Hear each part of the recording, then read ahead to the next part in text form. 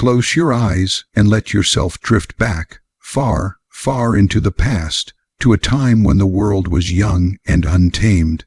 The familiar hum of modern life fades, and in its place arises a vast silence, broken only by the murmur of rivers, the cry of distant animals, and the whisper of wind through grasslands. This is not the world of cities, engines, or electricity.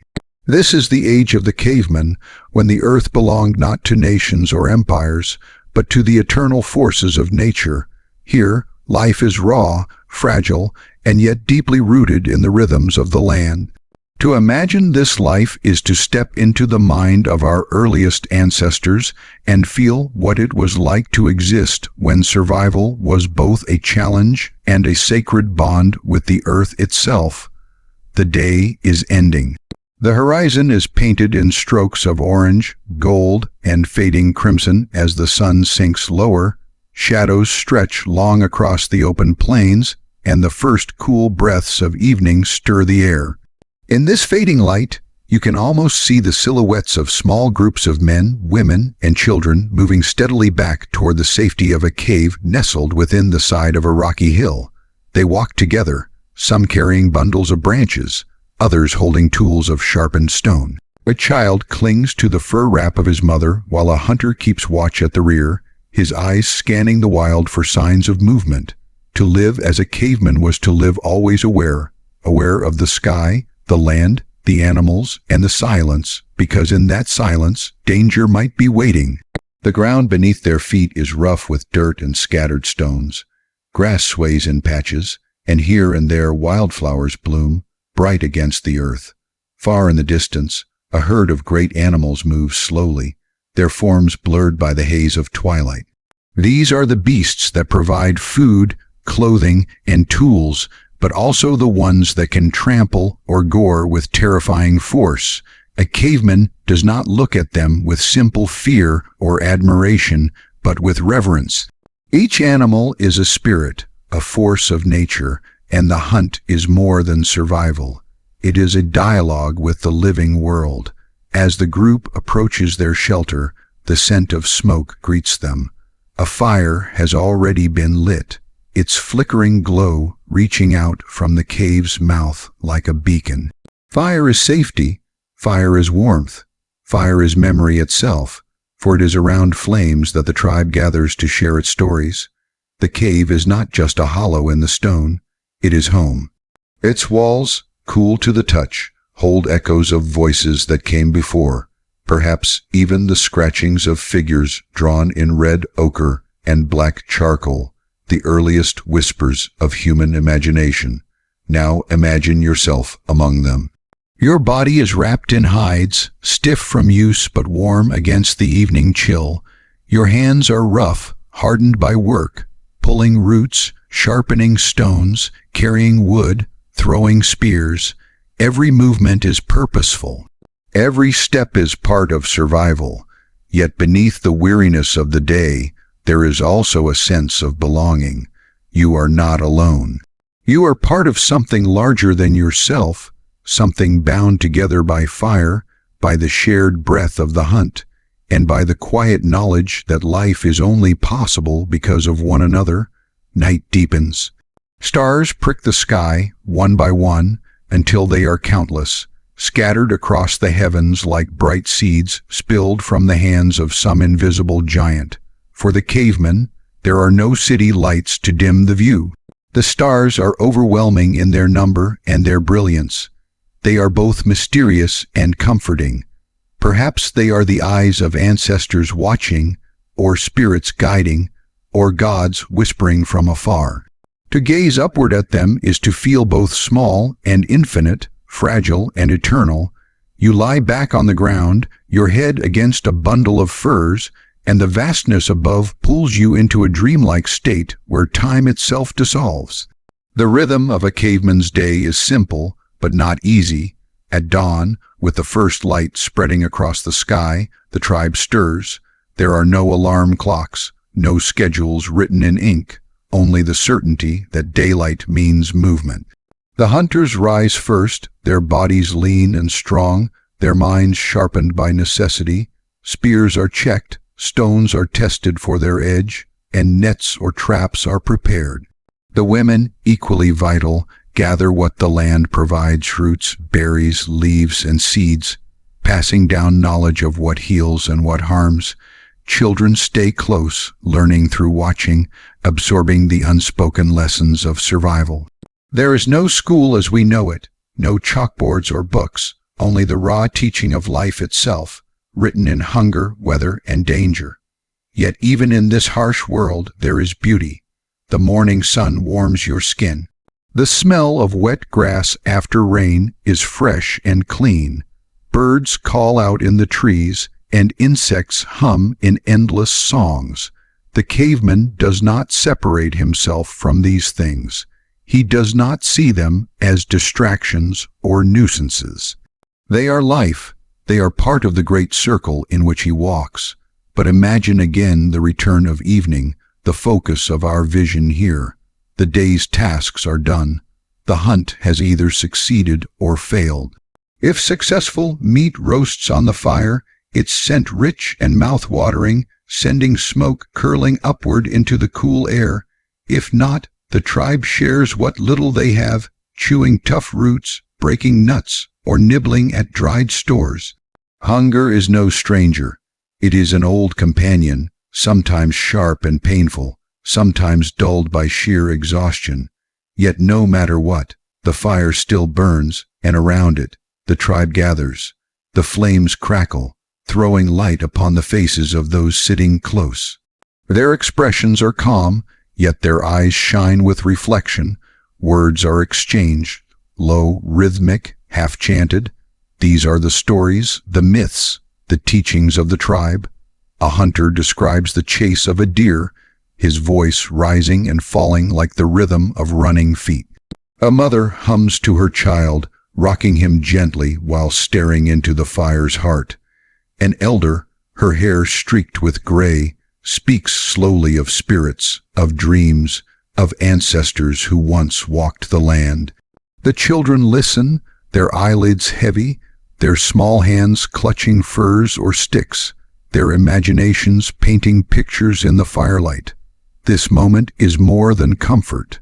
It is survival in another sense. For while the body needs food and shelter, the mind and spirit need meaning. The stories carry lessons: where to find water, how to track a wounded animal, what to fear in the dark. But they also carry something deeper: hope, identity, and connection. To sit by the fire is to feel not just the warmth of flames, but the warmth of belonging. Outside the circle of firelight, the night is alive. The wind stirs the grass with gentle sighs. Far off, wolves howl, their voices layered in haunting harmony. An owl calls from a tree, and in the distance, something heavy moves through the brush. The darkness holds danger, yes, but also mystery. The caveman respects both. He does not dismiss the night as empty. He listens, he watches. He knows that within the shadows, life stirs just as it does in the day. And so, as the fire crackles, you feel a strange mixture of peace and vigilance. Your muscles are tired, your stomach perhaps half full, your eyelids heavy. But in this place, in this moment, life feels whole. It is simple, stripped of clutter, yet full in ways modern life often forgets. Every sound matters, every movement carries weight. Every face in the circle is precious, bound to you not by choice, but by necessity, and through necessity, by love. The night deepens further, the stars move slowly across the sky, the constellations shifting in their eternal dance. Some members of the tribe drift to sleep, curling against the cave wall or near the fire, their breaths soft and steady. Others keep watch, their eyes scanning the shadows, their ears tuned to the slightest rustle. It is a rotation of care, an unspoken promise. While you rest, I will protect you. While you sleep, I will remain awake. In this way, the tribe survives, one body resting while another remains vigilant. Sleep, when it comes, is deep and primal. There are no soft pillows or quiet rooms. Instead, there is the closeness of others, the warmth of shared furs, the steady hum of the fire, and the lullaby of the natural world. The chirping of insects, the rustle of leaves, the crack of branches beneath some distant creature's feet. Dreams are vivid, filled with images of hunts, animals, fire, and ancestors. For the caveman, dreams are not illusions but messages. They are whispers from the spirit world, guides from beyond, warnings or blessings. To awaken from a dream is to carry it as truth, to share it with the tribe, to let its meaning shape the days ahead. And so life flows, one day into the next, one night into another. To be a caveman is not to live in constant terror, as we sometimes imagine, but to live in deep awareness. Every sunrise is a gift, every meal a victory, every fire a miracle, every star a mystery. It is a life stripped bare, without distractions, but in that bareness lies a closeness to the earth and to each other that we, in our modern age, can only imagine. Now let the vision soften in your mind. Let the firelight flicker gently.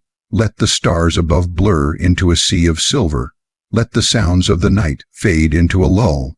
You are safe here, among your tribe, among your ancestors, among the whispers of the first humans who ever looked at the sky and wondered. Feel the weight of the firs around you, the cool stone at your back, the warmth of flames at your front. Breathe the air, earthy and clean, untouched by smoke or machines, and as you drift further into stillness, remember that this was the beginning of all human stories, the first chapter of what it was like to live, to survive, and to dream as a caveman. The first faint light of dawn creeps across the horizon, soft and pale, a gentle awakening of the earth itself. For the caveman, there is no alarm clock to disturb the silence, no clamor of machines to rattle the mind awake. The day begins with the slow unfurling of light, as shadows retreat and the world stirs into movement. In the cave, the warmth of the fading fire still lingers, its embers glowing faintly like small eyes in the darkness. Around it, the tribe begins to shift, bodies stretching under layers of furs, the sound of breath deep and steady, the rustle of hides soft against stone. Children cling to their mothers, reluctant to leave the warmth of the night, while hunters rise slowly, their muscles sore but ready, knowing that each day brings the same ancient challenge, survival. The air is cool, almost sharp, carrying the freshness of morning dew. Outside, the sky is washed in shades of pale blue and silver, streaked with the soft glow of a rising sun. The world is quiet except for the cries of birds greeting the day, their calls echoing across the plains. These sounds are not background noise, but signals, each carrying meaning. To the caveman's ear, a bird's alarm cry might speak of danger, while the gentle cooing of doves reassures that all is calm. Awareness is not a choice, it is survival itself. The hunters gather near the fire, crouching low, examining their tools. Spears are checked, their stone tips sharpened with care, the bindings of sinew tightened to ensure they hold. Axes chipped from flint are tested, their edges gleaming faintly in the new light. Each tool is the product of time and patience, crafted from stone, wood, and bone, shaped by hands calloused from endless work. To hold one is to hold the wisdom of countless generations, passed down in silence, refined by necessity. A young boy watches his father prepare, his wide eyes tracing the movements, memorizing them without words. He will not learn from a teacher in a classroom, but from watching, listening, imitating. Knowledge is not written down, but absorbed into the body, into instinct. The boy picks up a stick, mimicking his father's grip, thrusting at the air with clumsy determination. The father glances at him, a small smile flickering across his face before he turns back to his task. There is no lecture, no correction, only the patient rhythm of life teaching its lessons silently. As the hunters ready themselves, the women begin their tasks. They rise quietly, gathering baskets woven from reeds, preparing to search for plants, roots, and berries. Their knowledge is just as vital as the men's. They know which leaves can soothe a wound, which roots can be chewed to calm hunger, which berries bring nourishment, and which bring death. This wisdom, too, has been carried through time, tested by trial, marked by the sharp memory of mistakes. To gather food is not simple. It is a science of survival, as crucial as the hunt. The children cling close as the women prepare, small hands reaching for reassurance, eyes wide with curiosity. Some will walk with their mothers, learning which plants to pick, which to leave, their small fingers plucking leaves and roots under careful guidance. Others will remain near the cave, watched over by elders who move slowly now, their bodies bent but their voices strong, filled with stories that keep the tribe's memory alive. Soon, the tribe begins to move. The hunters set out first, their steps purposeful, spears balanced against their shoulders, their eyes scanning the land. They move quietly, every sound considered, every footprint placed with care. The earth is damp with dew, the grass cool against their feet, the scent of wildflowers mixing with the musky odor of animals that passed in the night. Tracks are studied, scat examined, broken twigs noted, all signs of life, all clues in the endless puzzle of finding prey. Behind them, the gatherers move more slowly, spreading across the landscape, their baskets swinging lightly at their sides. They crouch low to pluck herbs, dig roots, and gather seeds, their hands quick and skilled. Sometimes they hum softly, a tune passed down through generations, a rhythm that soothes the children and makes the work flow more gently. The little ones follow, imitating, laughing at insects crawling across their hands, pointing at birds darting through the grass. Their world is not separate from nature but woven into it. Every moment is a lesson. Every discovery is part of survival. The land stretches wide and open, a patchwork of forests, rivers, and plains. In the distance, great animals graze, their massive forms dark against the morning light. Some are too dangerous to hunt, their size and power unmatched, yet they are still watched with awe. Others are possibilities, prey if the tribe can outwit them. The hunters know the land as intimately as we know the streets of a city. They recognize the bend of a river, the shelter of a tree, the places where animals drink or sleep. Each landmark is carved into their memory, not with maps or ink, but with footsteps and stories told by firelight. The morning hunt is long and demanding. The hunters move in silence, signaling with glances, pointing with their spears.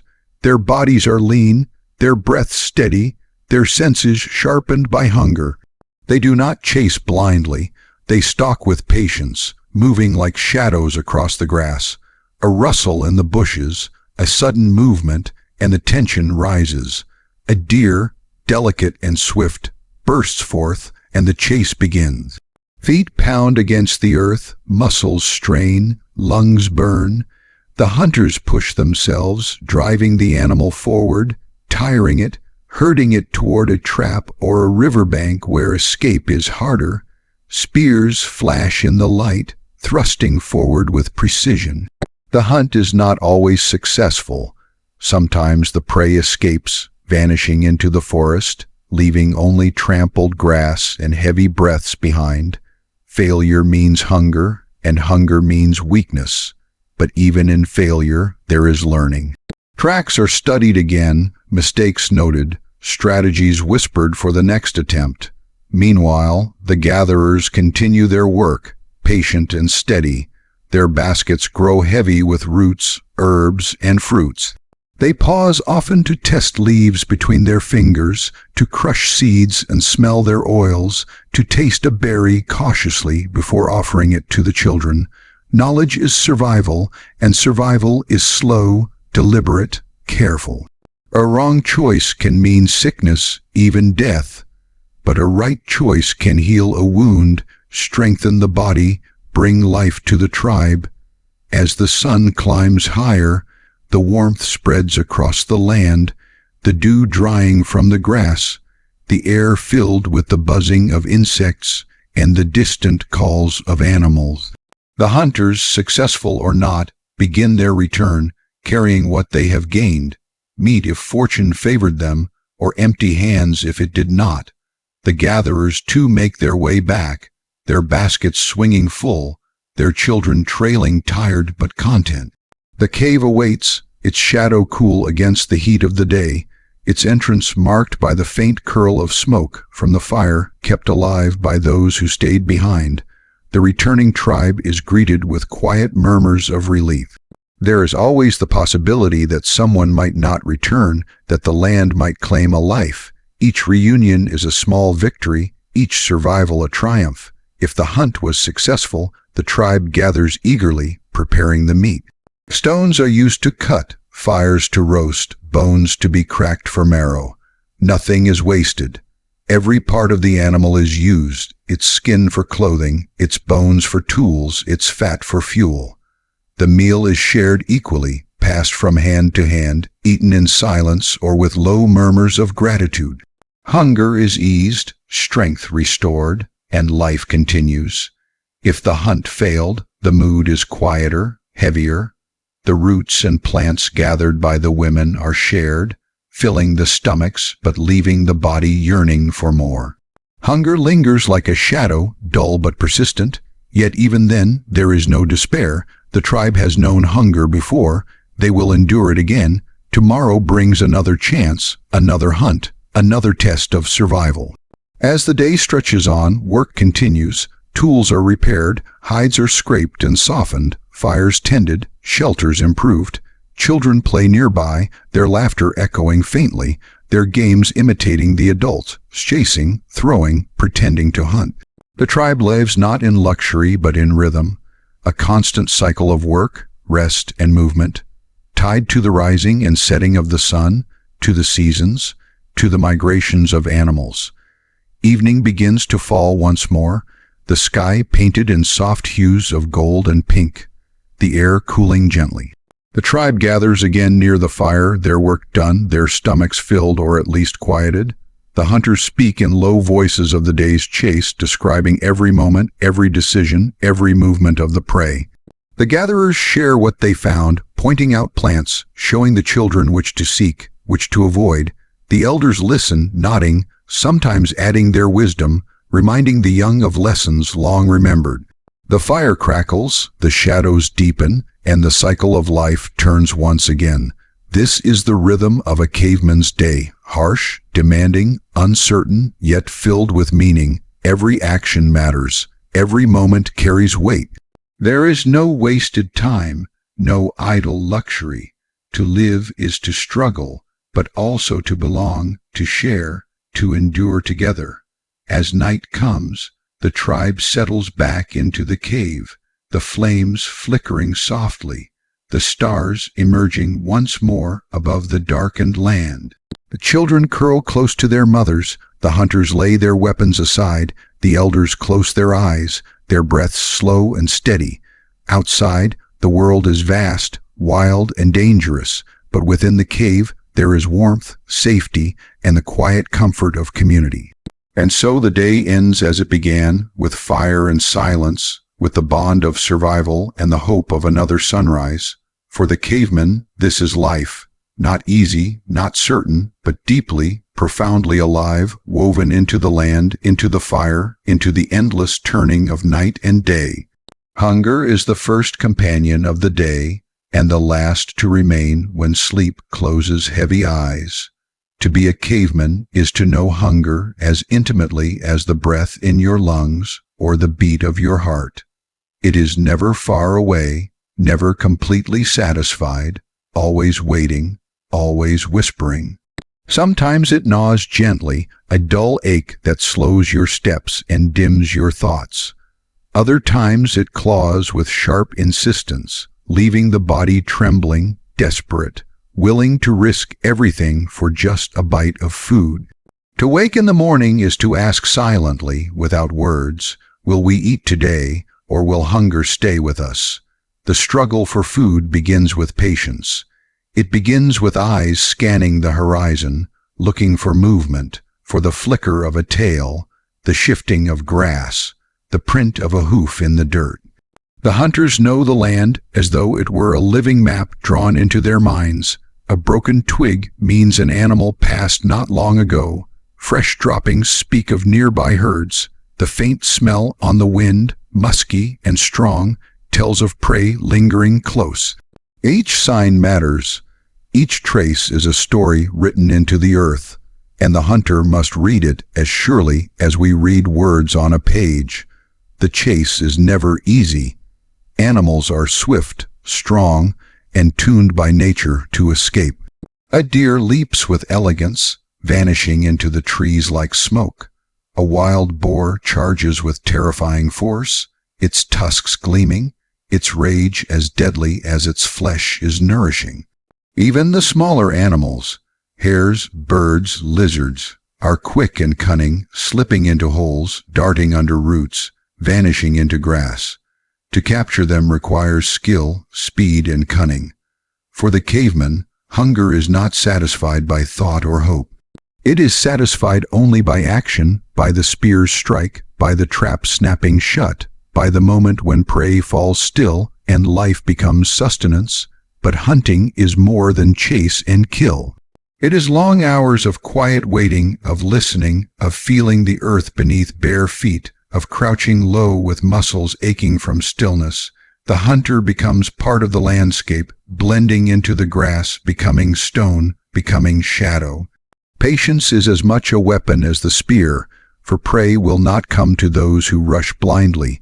Time stretches long, and in that silence, the hunter hears everything: the wings of birds overhead, the rustle of mice in the brush, the sigh of the wind carrying scents of soil, plants, and blood. Hunger sharpens the senses until every sound is a signal, every shift of light a clue. When the strike finally comes, it is sudden, fierce, and absolute. The spear arcs through the air, muscles explode into motion, feet pound the earth in pursuit. Shouts erupt, sharp and primal, driving the animal into confusion, forcing it toward danger. The air fills with dust, the sound of hooves, the crash of branches. Then silence, broken only by heavy breathing, by the cries of victory or the quiet of failure. If the hunt succeeds, the relief is immense. The body of the animal lies still, its heat rising in steam, its blood staining the ground. The hunters kneel, their hands pressed to the flank, their voices low with gratitude. There is no waste. Every part of the animal is precious. The meat will fill empty stomachs. The bones will be shaped into tools and needles. The hide will become clothing and shelter. The fat will feed the fire. Even sinew and tendons will be stripped and used to bind, to tie, to create. Life is taken, but in taking, life continues. The animal's spirit is honored, spoken to in whispers, sometimes painted on cave walls as a reminder of its gift. The return to the tribe is slow, burdened but triumphant. The hunters carry their prize slung across shoulders or dragged on branches, the weight heavy but welcome. As they approach the cave, the smell of blood arrives before them, carried on the air, awakening anticipation in every waiting stomach. Children run forward to see, their eyes wide with excitement, their laughter echoing. Women rise to meet them, their baskets of roots and berries set aside, their hands reaching to help prepare the kill. The whole tribe gathers, circling around as the work begins. Stones sharpened to edges slice through hide, hands pull, twist, and cut. The fire crackles louder as meat is roasted, its scent thick and irresistible. The first bites are eaten quickly, greedily, hunger demanding satisfaction. Teeth tear at roasted flesh, fingers glisten with fat, lips stained with juices. Yet even in this moment of urgency, there is sharing. No one eats alone. Every piece is divided, every stomach filled as best as possible. Children are fed first, elders second, hunters after. There is no selfishness, for selfishness would mean weakness, and weakness would destroy the tribe. Survival is not of one, but of all. If the hunt fails, the scene is different. The hunters return with empty hands, their bodies weary, their faces lined with disappointment. No cheers greet them, no laughter fills the air. Instead, there is silence, broken only by the soft rustle of baskets as women bring forth what they gather. Roots, tubers, berries, nuts. The meal is smaller, harder, less satisfying. Children chew slowly, their eyes searching the faces of their parents, sensing the heaviness. Hunger is not eased, only dulled for a time, yet still, the food is shared, divided evenly, offered with quiet dignity. The tribe survives not on plenty, but on persistence. Gathering is as much a battle as hunting.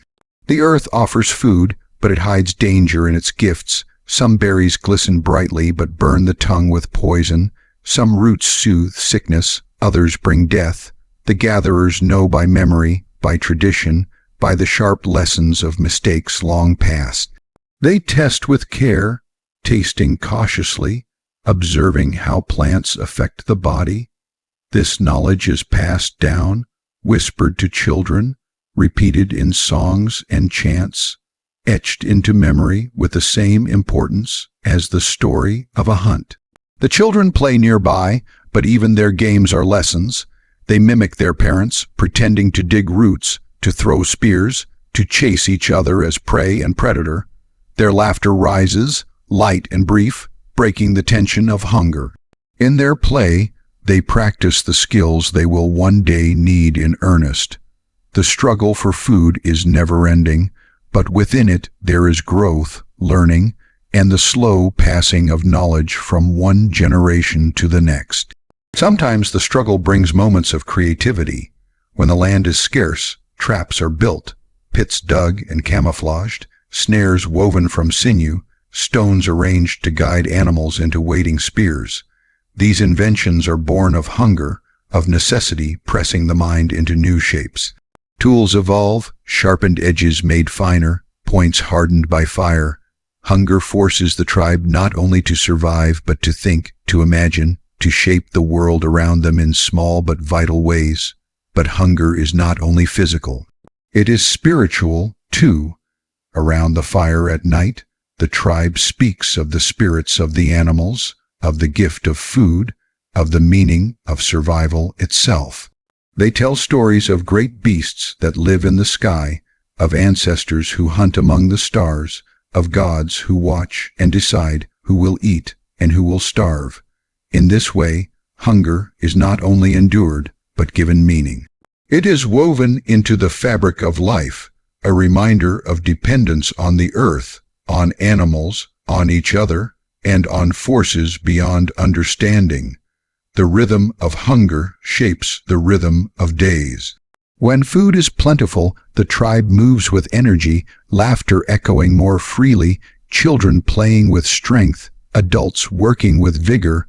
When food is scarce, movements slow, voices quiet, and the fire burns lower, conserving what little remains. Yet always life continues. Always there is tomorrow, another hunt, another gathering, another chance. Imagine the taste of roasted meat after days of emptiness. Imagine the first bite, hot and rich, filling the mouth, sending warmth rushing through the body. Imagine the way the tribe leans closer to the fire, their eyes closing with relief, their breaths deep and steady. Hunger has been answered, if only for a while. There is no feast like this, no celebration greater. It is not luxury, not abundance, but it is enough. And in that enough, there is joy. The struggle for food is the story of life itself. It is written in the bones of our ancestors, in the smoke of their fires, in the paintings on their cave walls. It is a story of patience, of risk, of sharing, of respect for the animals and plants that gave their lives so that human life might continue. It is a story that repeats day after day, night after night, shaping not only the body but the spirit of the caveman. As the fire fades and sleep settles over the tribe, hunger may still linger, but it is quieted by hope. Hope that tomorrow the hunt will succeed. Hope that the land will provide. Hope that together, as one, they will endure. The struggle for food never ends, but within it is the strength of survival, the bond of community, and the eternal rhythm of life in the age of the caveman. Night falls, and with it comes a different world for the caveman. The day belongs to the hunt, to the gathering, to the struggle against hunger and thirst, but the night belongs to fear, to uncertainty, to the primal darkness that swallows everything beyond the small circle of firelight. For the caveman, night is both a comfort and a threat, a time of rest, yet also a time when the shadows grow thick and alive with dangers unseen. To live as a caveman is to know the night as deeply as the day, to feel its weight pressing down, to listen to its endless voices whispering from the dark. The cave is a refuge carved by the earth itself, its walls cool and hard, its mouth facing outward like a vigilant eye watching the world. The fire burns at the entrance, its smoke curling into the sky, a signal to the stars and a warning to the beasts that prowl nearby. The fire is life. Without it, the tribe is blind, helpless, prey waiting to be devoured. With it, there is warmth, there is light, there is safety. The flames crackle, casting dancing shadows against the stone, turning familiar faces into shifting masks of orange and black. Children press close, their eyes heavy with sleep but wide with wonder, gazing at the sparks that leap upward as though they were tiny spirits escaping into the night sky. Around the fire, the tribe gathers. The day's work is done, the hunt completed or failed, the food eaten, the bellies either full or still longing. Now comes the time for words, for stories, for the passing of memory.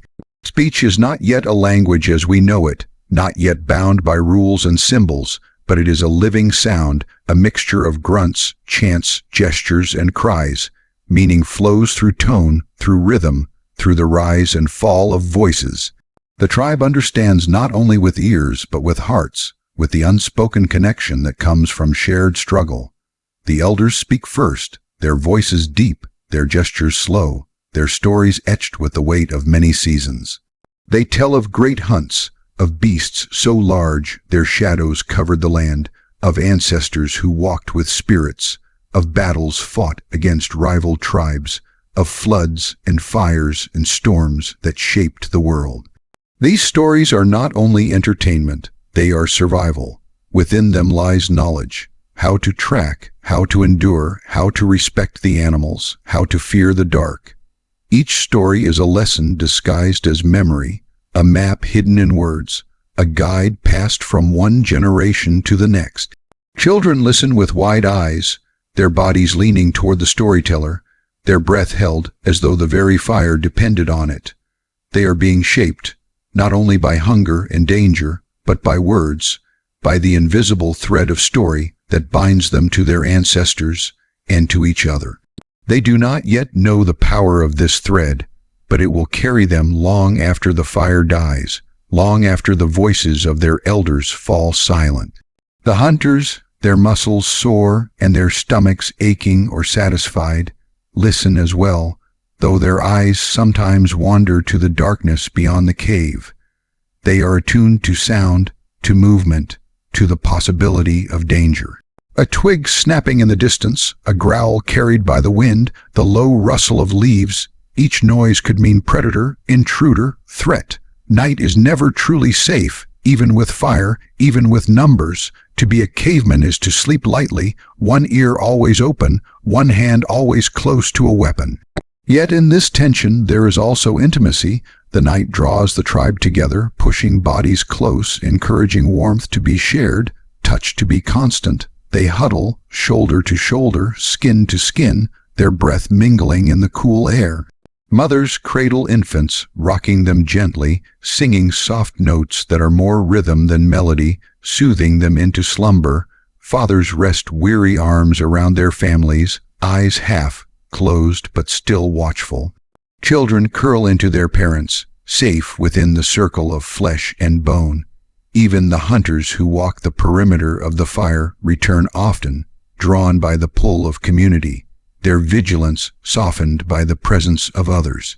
Sleep comes in waves, not all at once. Some doze lightly, waking at the faintest sound, while others drift deeply, their dreams vivid and strange. Dreams hold power. The caveman does not see them as simple illusions of the mind, but as messages, as visions, as journeys into other worlds. In dreams, the dead may return, animals may speak, spirits may offer guidance or warnings. To wake from such a dream is to carry its weight into the day, to share it with the tribe, to let it shape decisions and actions. Dreams are not dismissed, they are sacred, another form of story, another voice in the endless conversation between life and the unknown. The darkness outside the fire is alive with unseen presences. The howl of wolves echoes from the hills, sharp and mournful, raising the hairs on the neck. The cry of an owl pierces the silence, eerie and lonely.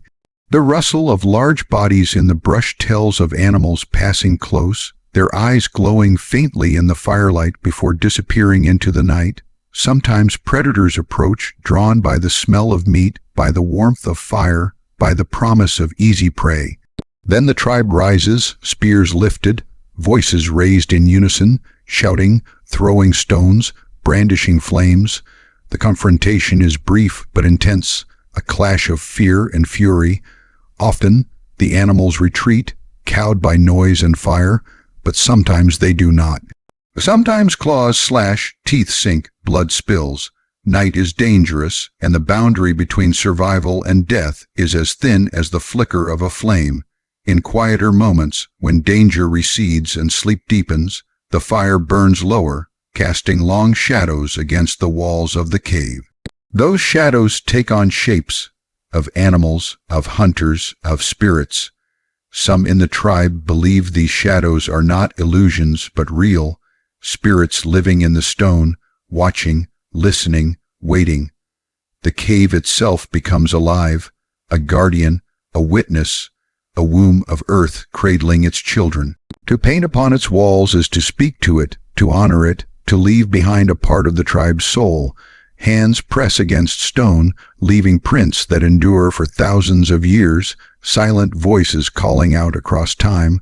We were here, we lived, we struggled, we dreamed. The firelight flickers across these ancient paintings, deer leaping, bison charging, mammoths towering, hunters with spears raised. The paintings are not decoration, they are ritual, memory, magic. They hold power, calling forth success in the hunt, gratitude for the kill, respect for the animals that give life. To paint is to speak in a language deeper than words, a language of images that transcend time and tribe. Even as the caveman sleeps, the walls around him whisper with the stories of generations, binding past, present, and future in silent communion. And so the night continues, hour after hour, until the stars begin to fade, and the sky lightens with the first pale glow of dawn. Sleep is restless, fragmented, yet it is enough. The tribe wakes slowly, stretching, yawning, rubbing smoke from their eyes. The fire is stirred back to life, fed with sticks and embers, its flames rising once more. Another day begins, another struggle awaits, but the memory of the night lingers, the closeness, the stories, the dreams, the shadows. For the caveman, night is not only fear and danger, it is also connection, imagination, and meaning. It is the space where the tribe becomes more than survival, where they become human. The darkness does not end when the sun rises. It lives on in the mind, shaping the way the caveman sees the world. Fear of the dark becomes reverence for the sun, gratitude for its return, awe at its power to banish shadows. The cycle of night and day becomes the rhythm of existence, a balance between fear and hope, between death and life, between silence and song. To live as a caveman is to dwell constantly between these opposites, to accept both, to endure both, to find meaning in the endless turning of light and dark. Night is not empty, night is full, full of sound, of shadow, of firelight, of story, of spirit. Full of the heartbeat of the tribe, strong even in stillness. And though the caveman may fear the night, he also belongs to it, shaped by it, carried by it, sustained by its mystery. The night is not only the time of rest, but the time of becoming, the time when humans first began to dream not only of survival, but of something greater, something eternal, something that still lingers in us when we look at the stars and feel the ancient pull of firelight against the dark. Conflict was as old as the first spark of fire, as old as the first cave carved by time, as old as hunger itself.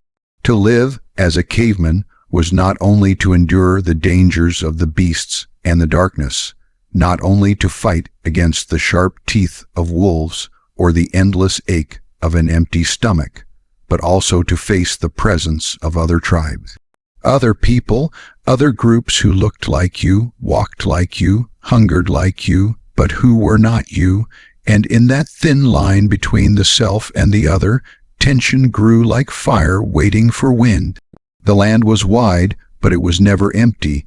Rivers carved their paths through valleys where herds gathered, and caves gave shelter from storms and cold. To find water, to find prey, to find safety, was to find others who sought the same.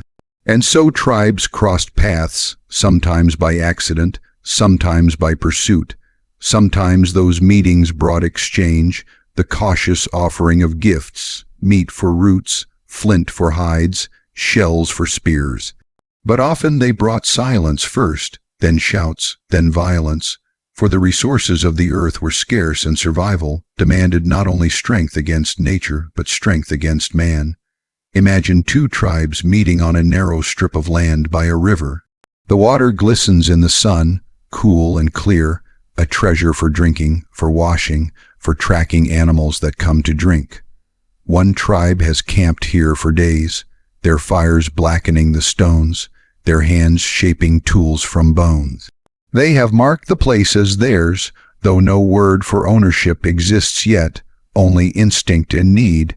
Another tribe arrives, weary from travel, their skins tight against their bones from hunger, their children thin, their faces lined with the exhaustion of endless searching. They see the river not as territory, but as life itself, and in that moment, two truths collide. Eyes meet across the water, spears are lifted, not thrown but shown, a warning, a question. Voices rise, not in words but in sounds, sharp and guttural, demanding, threatening. For long moments the air is thick with stillness, every muscle tensed, every heart beating loud in its chest. Then a choice is made. One tribe retreats, carrying their thirst elsewhere, or one tribe stands their ground, forcing the other to test the edge of bone and stone. When blood is shed, it is quick, fierce, chaotic. Bodies crash against each other, stones fly, spears pierce, and screams fill the air until silence returns, broken only by the river's steady flow. The survivors stand panting, trembling, their hands sticky with blood, their eyes wild. Victory means water, means survival. Defeat means death or exile, wandering further into hunger and despair. Such conflicts were not constant, but they were inevitable.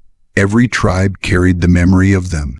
Children heard the stories, not told with grandeur, but with warning. They learned to fear strangers, to see them not as friends, but as danger wrapped in human shape. And yet, even within this fear, there was curiosity. Sometimes meetings did not end with death, but with cautious exchange. One hand stretched out, holding food or a tool, waiting to see if the other would strike or accept. If trust formed, even briefly, something rare occurred. Knowledge moved between tribes. A new way of sharpening stone, a new method of binding spears, a new plant to heal wounds, a new rhythm of chant to call courage. These moments were fragile, fleeting, but they planted seeds that grew across generations. Conflict was sharp, but sometimes it gave way to connection. Still, the shadow of violence loomed. To be a caveman was to live with constant vigilance. The world was full of dangers, but no danger stirred the heart more than the sight of another human moving toward you across the land. Even at night, when the fire crackled and stories filled the cave, the fear of strangers crept in. A sound outside the fire's light could mean predator, or it could mean men, hunters moving silently, watching, waiting. The tribe huddled close, spears at hand, every flicker of shadow a possible threat. Night brought unity, but it also brought unease, for men were often crueler than beasts. The weapons of the cavemen were simple, yet they carried death as surely as the claws of lions. A stone sharpened into an edge could slice flesh. A spear hardened in fire could pierce hide and bone. A club carved from wood could break skulls. Conflict was not measured in strategies or armies, but in raw ferocity, in the willingness to kill or be killed. Strength mattered, yes, but cunning mattered more. Ambush, surprise, the use of terrain. A fight could be decided not in open clash, but in who struck first from behind a rock, who startled the other into flight, who used the darkness better. And yet, even in violence, ritual appeared. Before battle, some tribes painted their faces with ash, with red earth, with patterns that spoke of strength and protection. They shouted, they stamped their feet, they raised their voices to the sky, calling on spirits, on ancestors, on the fire itself to guide them.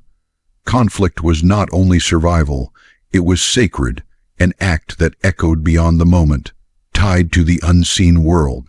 To fight was to risk not only life but spirit, to step into a realm where the boundaries between the living and the dead blurred. After conflict, silence hung heavy. Bodies were carried, wounds bound, the dead mourned with cries and chants.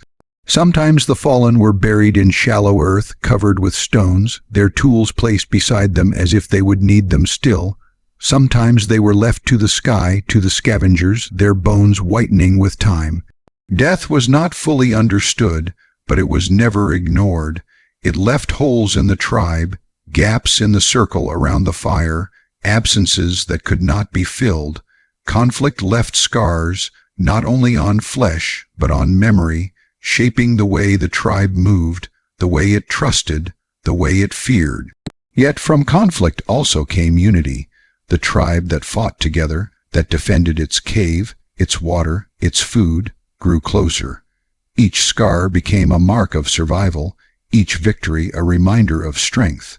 Around the fire, stories of battles were told not only with fear, but with pride.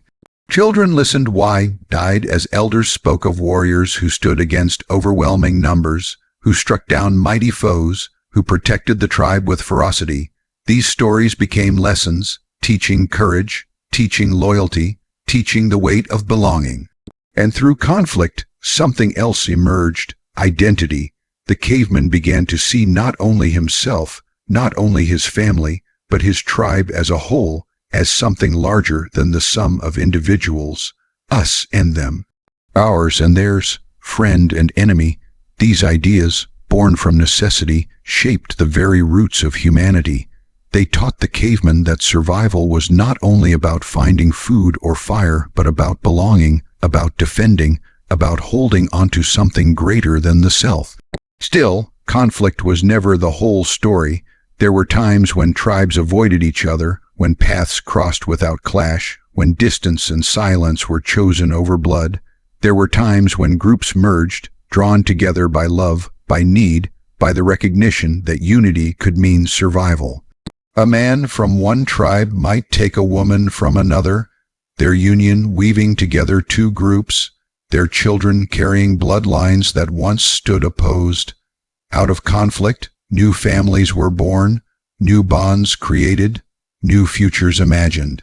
The landscape remembered every battle. Scars marked the ground where blood had spilled, where bones had been broken, where fires had burned too hot. Rocks bore the stains of red, trees bore the carvings of symbols, caves echoed with chants of mourning. The earth itself seemed to hold memory, whispering it back in the rustle of grass, in the flow of rivers, in the cry of birds overhead. Conflict left its imprint not only on the tribe, but on the land they walked. And so, To be a caveman was to live within a cycle of tension, to know that every stranger might be enemy, that every meeting might be the spark of survival or destruction. Yet within this harsh truth, humanity began to grow. Through conflict, the caveman learned courage, loyalty, identity, and even creativity. Through violence, he learned the value of peace, however fleeting. Through loss, he learned the power of memory, the weight of story, the pull of belonging. Conflict was not only a danger, it was a teacher. It carved into the bones of humanity lessons that still remain, shaping who we are even now. The night after battle was always different. The fire burned lower, the voices softer, the dreams heavier. Sleep came in fragments, broken by images of blood, of faces, of cries that lingered long after they faded. Yet in the morning, the tribe rose, as always, and life continued. They hunted, they gathered, they sang, they told stories. Conflict was a shadow, but it was not the end. It was part of the rhythm, part of the endless turning of survival. To look back now, to imagine the life of the caveman, is to see that conflict was never separate from existence. It was woven into it, as natural as hunger, as constant as night. To be human then was to know that the greatest danger came not only from the beasts that prowled in darkness, not only from the storms that tore through the valleys, but from the eyes of another man, sharp and watchful, carrying the same hunger, the same fear, the same fire within. Conflict was the mirror in which the caveman saw himself, reflected in the face of the other, a reflection that shaped the story of humanity for all time. The life of the caveman was never simple, never easy, never secure. Each day was a question without answer, a gamble against the earth, the sky, the beasts, and even against other men. And yet, beneath all the struggle, beneath the hunger and the fear and the endless fight for survival, there was a rhythm that carried them through the chaos, a rhythm that gave shape to their existence and wove meaning into their fragile lives. To understand what it was really like to be a caveman is to enter this rhythm, to feel it in every breath, to hear it in every heartbeat, to walk within it as they once walked upon the ancient soil. Life began with the rising of the sun. Dawn crept across the horizon, spilling pale light over valleys and forests, pushing back the darkness that pressed so heavily on the mind. For the caveman, the sun was more than light. It was safety, warmth, and promise. Its rising meant the beasts of night retreated into their dens, the shadows lost their teeth, and the hunt could begin anew. Each dawn was a victory, a gift not guaranteed but received with awe.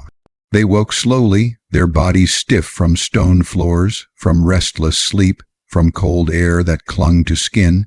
Smoke still lingered from the night's fire, curling into their hair, settling into their lungs. With rubbing eyes and heavy limbs, they stirred the ashes, coaxing the fire back to life with twigs and breath, its glow returning as if the sun had sparked it awake. The rhythm of the day was shaped by necessity. Hunger first, then movement. The men stretched, gripping spears and tools, checking edges and points with hands that bore scars from countless hunts. Women gathered baskets woven from reeds, preparing to search for roots, berries, leaves, anything that might quiet the stomach's cries. Children, too small to work, were not idle. They fetched water, carried wood, or simply watched with wide eyes, learning through imitation, absorbing every gesture, every habit, every sound of survival. No moment was wasted, no task too small. Each life depended on the circle of shared effort. The land itself was both enemy and ally. Its bounty was rich but unpredictable, its moods as wild as storms. Some days offered abundance, a herd grazing too close, a tree heavy with fruit, a stream filled with fish. Other days offered nothing but silence, emptiness stretching across the horizon, mocking their hunger with cruel stillness. The caveman did not curse the land. He could not afford anger toward the earth. Instead, he endured, adapting to its whims, shaping his path around its gifts and its cruelties alike. His mind was not separate from nature but bound to it, tuned to its rhythm like a drumbeat echoing through time. Even in hardship, there were moments of beauty, a sunrise spilling gold across the cliffs, a sudden burst of birds lifting into the air, their wings flashing like sparks, the laughter of children playing by the river, splashing water into each other's faces, their joy pure and unbroken by fear. A mother humming softly to her baby, rocking gently in the crook of her arm, her eyes half closed in quiet peace. For the caveman, beauty was not something separate from survival. It was woven into it, glimpsed in fleeting moments, cherished deeply because it was rare. As the day stretched long, the body moved with it. Muscles ached from walking, from running, from lifting and carrying. The sun bore down, burning skin, drying lips, leaving the tongue heavy in the mouth. Thirst joined hunger as a second companion, reminding them of their fragility, their dependence on streams and rain. Every sound mattered, the snap of a twig, the whisper of leaves, the call of a distant animal. Each might signal food, or danger, or both. Silence, too, mattered, for silence often meant a predator stalking, a shadow moving unseen. The caveman lived in a world of constant awareness, his senses sharpened not by choice, but by necessity. When food was found, when the hunt succeeded, when the baskets were filled, relief spread through the tribe like warmth from a fire. Smiles cracked weary faces, laughter rose like song, the heaviness of the body eased. Meals were not feasts, not indulgences, but they were sacred. To chew and swallow was to continue living, to win another day against the relentless hunger that haunted every breath. Gratitude filled their eyes, not in words but in gestures, in the way they touched the meat with reverence, in the way they shared without hesitation, in the way they whispered thanks to the animal, to the earth, to the unseen forces that had granted them another chance. And always, as the sun sank, the rhythm turned toward gathering. The tribe moved back to the cave or to shelters made from branches and hides, their bodies weary, their minds ready for rest, but never free of caution. Fire was kindled once more, smoke rising into the dusk, flames licking the air, a circle of light against the vast darkness. This was the heart of life, the fire, the warmth, the gathering. It drew them together, binding them in comfort, in safety, in shared humanity. Around it, they became more than individuals. They became a tribe, a family, a people. At night, stories returned, carried on voices deep and soft, accompanied by the crackle of wood and the hum of insects in the dark. The caveman's world was not silent. It was filled with sound, and each sound carried meaning. The howling of wolves was not only threat, but also reminder of kinship, of life surviving elsewhere. The rustle of wind through trees was not only noise, but voice, whispering secrets of the land. The fire's crackle was not only heat, but heartbeat, steady and alive. Stories fit into this soundscape, woven into it like threads into cloth. They told of hunts past, of spirits in the sky, of ancestors who lived in caves now silent. They told of lessons wrapped in memory, of warnings shaped into images, of hope carried across generations. Dreams closed the day, eyes fluttered shut, bodies curled against stone and skin, minds drifting into realms where the impossible became real. In dreams, the caveman walked with animals, flew like birds, spoke to the dead, touched the stars. Dreams were not entertainment but guidance, not illusions but truths that the waking mind could not yet see. To wake from a dream was to carry it, to share it, to let it shape choices. Dreams were part of survival, as vital as fire, as essential as food. Seasons marked the deeper rhythm, the longer beat of life. Summer gave warmth and abundance, but also storms and heat that cracked the earth. Winter brought cold that cut into bone, snow that buried paths, scarcity that turned hunger into desperation. To endure winter was to know suffering, to huddle close, to ration every bite, to pray for spring's return. Spring brought new life, blossoms and rivers swollen with melted snow, a promise that death was never final but part of the cycle. Autumn gave harvest and preparation, a time to gather, to store, to ready for the coming dark. The caveman's life was bound to these cycles, his body and mind moving with the earth's endless turning, his survival tied to forces far beyond his control. Through it all, there was togetherness. The tribe was the anchor, the circle within which life made sense. Alone, a caveman could not last long. Together, they endured storms, predators, hunger, and war. Together, they created fire, painted walls, sang songs, told stories, raised children, and buried their dead. Together, they became more than survival, they became human. To be a caveman was to live close to the edge, but also close to meaning. Every day mattered because every day could be the last. Every gesture mattered because each one was tied to survival. Gratitude, fear, love, grief, courage, all burned brightly because life was fragile, and fragility sharpened feeling. The caveman did not separate the sacred from the ordinary. The meal, the hunt, the fire, the story, each was sacred, each a thread in the tapestry of existence. And now, when we close our eyes and imagine what it was really like to live then, to walk barefoot on the ancient earth, to feel the sun as safety and the night as fear, to gather close to fire, to listen to the voice of elders, to carry the weight of hunger and the gift of survival, we glimpse not only their life but our own beginnings. For within us, the rhythm of the caveman still beats. We still fear the dark, though we light it with lamps. We still hunger, though we fill our shelves. We still gather, though our fires are different. And we still dream, though our dreams take new shapes. The caveman's life was hard, but it was also whole. It was filled with presence, with immediacy, with meaning carved into every breath. To be a caveman was to be part of the earth, not separate from it, not above it, but within it, bound by its cycles, sustained by its gifts, humbled by its power. It was to live a life raw and unguarded, fragile yet fierce, fleeting yet eternal. And though millennia have passed, though stone has become steel, and caves have become cities, though fire burns in electric wires and not in hearths of wood, something of that life remains in us still. Something of the caveman lingers in every heartbeat, in every story told by firelight, in every dream that carries us beyond the reach of waking.